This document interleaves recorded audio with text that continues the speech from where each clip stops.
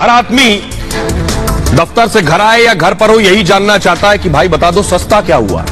तो देखिए आपके लिए सस्ता क्या हुआ है वो बताने जा रहा हूं। एलईडी टीवी सस्ते होंगे, मोबाइल फोन सस्ते होंगे, इसके अलावा कॉस्मेटिक्स यानी सौंदर्य से जुड़ी हुई चीजें वो सस्ती होंगी, आयरन सस्ते होंगे, हीटर सस्ता होगा यानी आयरन जिससे कपड़ों में आप प्रेस करते हैं, इंडक्शन सस्ता होगा, माइक्रोवेव सस्ता होगा, इसके अलावा खिलौने सस्ते होंगे, चाइनीज खिलौने नहीं भारतीय खिलौने, और मोबाइल कैमरे के जो लेंस है वो सस्ते होंगे, इलेक्ट्रिक गाड़ियां सस्ती होंगी, आर्टिफिशियल हीरे और उससे जुड़ी हुई ज्वेलरी जो है वो सस्ती होगी, कैमरे का लेंस जो है वो सस्ता और साइकिल सस्ती होगी।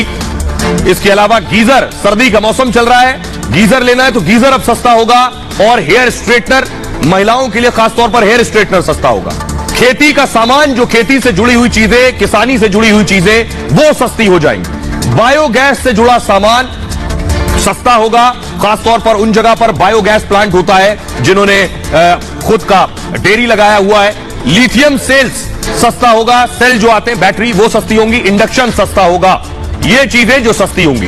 अब महंगा क्या होगा ये आपको बताता हूं। सिगरेट स्वास्थ्य के लिए हानिकारक है तो सिगरेट महंगी होगी, शराब भी उतना ही नुकसान पहुंचाती है इसलिए शराब भी महंगी, टायर महंगे होंगे, छाता महंगा होगा, ये वो चीजें जिनके दाम बढ़ेंगे। विदेशी किचन चिमनी जो लगती है ये महंगी होगी, सोना जो आप बाहर से मंगाते हैं वो सोना भी महंगा होगा, विदेश से आने वाले सोना चांदी के सामान महंगे हो जाएंगे, प्लैटिनम के दाम बढ़ जाएंगे, साथ ही साथ एक्सरे की मशीन महंगी होगी, और विदेश से अगर आप मंगाते हीरा तो वो महंगा होगा, विदेशी खिलौने महंगे हो जाएंगे। ये इसलिए महंगे होंगे क्योंकि भारत के में जो बनने वाले खिलौने हैं उन्हें आगे बढ़ाना है, इसलिए विदेश से आने वाली चीजों पर ड्यूटी बढ़ा दी गई है जिससे वो खिलौने महंगे होंगे। तो आप देसी खिलौने खरीदेंगे, और इसलिए देसी खिलौने खरीदेंगे तो उत्पाद बढ़ेगा, उत्पाद बढ़ेगा तो रोजगार बढ़ेगा, जिसका सीधा सरोकार आपसे और देश से।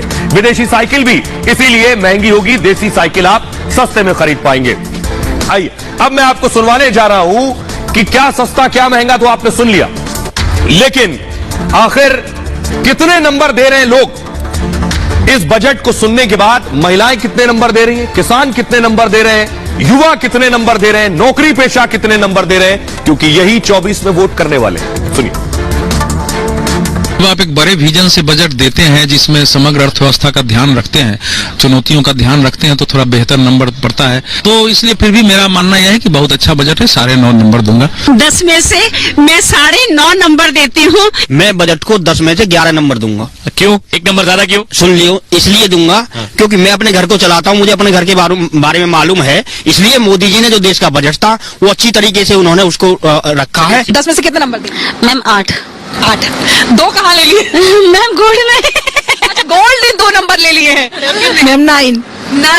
आप कितने देंगे? 9। आप कितने देंगे? मैं 10 में से 10 नंबर दूंगी क्योंकि बहुत अच्छा बजट आया है, और रही बात यह, हमें गोल्ड से कोई लेना देना नहीं है, हमें तो ये चाहिए कि मोदी जी आगे भी आए, क्योंकि हमारे देश की रक्षा के लिए, किसान और जवान के लिए अगर वो बहुत अच्छा कर रहे हैं तो हमें उस गोल्ड की जरूरत थी। मैं 10 में से 11 बेशक दूंगी, लेकिन 9 नहीं दूंगी, 10 में से 10। देखिए 11 भी देने के लिए महिलाएं इस बात तैयार है जिस तरीके का बजट। आप कितने देंगे?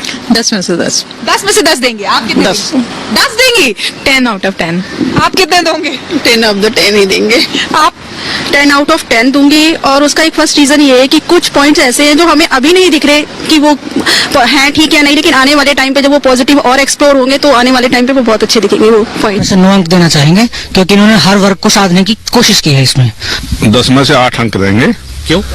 क्योंकि सबको ध्यान में नहीं रखा इन्होंने, कुछ लोगों को छोड़ा है, इसलिए 10 में से 8 देंगे। तो इसका अगर आप एवरेज निकालेंगे तो 10 में 9 का एवरेज आएगा ही आएगा। और क्या यही लोग वोट भी करेंगे 24 में? उसकी तैयारी बीजेपी ने कर दी है। देखिए आज ही केंद्रीय चुनाव समिति की बड़ी बैठक हुई, प्रधानमंत्री नरेंद्र मोदी को देख रहे हैं और साथ ही साथ चुनाव समिति के सदस्यों को आप देख रहे हैं। बैठक में जो शामिल हुए, खुद बीजेपी अध्यक्ष जेपी नड्डा भी मौजूद थे। इस बड़ी बैठक में क्या हुआ, यानी सोचिए, एक तरफ बजट आया सुबह और दूसरी तरफ चुनाव की तैयारी शुरू हो गई। क्या तैयारी है? चुनाव जीतने की, 23 और 24 जीतने की तैयारी हो गई बजट के साथ ही। ये बजट की तस्वीर आज आप देख रहे हैं। बजट पेश किए जाने के फौरन बाद प्रधानमंत्री नरेंद्र मोदी एक्शन में थे। इस साल 9 राज्यों में होने हैं विधानसभा चुनाव, और बजट पेश किए जाने के कुछ घंटे बाद प्रधानमंत्री खुद बैठक में शामिल थे। बीजेपी पार्टी हेडक्वार्टर मुख्यालय पर यह केंद्रीय चुनाव समिति की बैठक हुई। बैठक में मोदी के साथ नड्डा और राजनाथ सिंह भी मौजूद थे। 2023 में ही कर्नाटक में, तेलंगाना में वोट डाले जाने हैं। राजस्थान, मध्य प्रदेश, छत्तीसगढ़ में वोटिंग होनी है और इसके साथ ही मिजोरम में 2023 में ही चुनाव होना है। जम्मू कश्मीर में भी इस साल चुनाव हो सकते हैं। इसलिए सोचिए, 23 भी चुनावी साल है, 24 भी चुनावी साल है। 2024 से पहले इस साल 9 राज्यों में बड़ी अग्नि परीक्षा होगी। 9 राज्यों में हार और जीत का असर 2024 में पड़ेगा। इसलिए बजट पर आप लोगों के रिएक्शन सुन रहे हैं, लोग क्या कह रहे हैं। मोदी ने मेघालय, नागालैंड विधानसभा को लेकर भी चर्चा की है। दोनों जगहों पर 27 फरवरी को वोटिंग होनी है। त्रिपुरा में होने वाले चुनाव पर पहले ही बैठक हो चुकी है।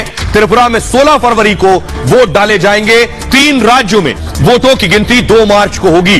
बजट का असर इन चुनावों पर पड़ना तय है। अब आप देखिए कि मेघालय हो, नागालैंड हो, त्रिपुरा हो, कोई राज्य हो, प्रधानमंत्री नरेंद्र मोदी खुद उस बैठक में शामिल हो रहे हैं। इससे आप अंदाजा लगा सकते हैं कि अब जो विरोधी हैं उन्हें चुनाव में क्या हार की आहट हो गई है इस बजट के बाद। खुद सुनिए।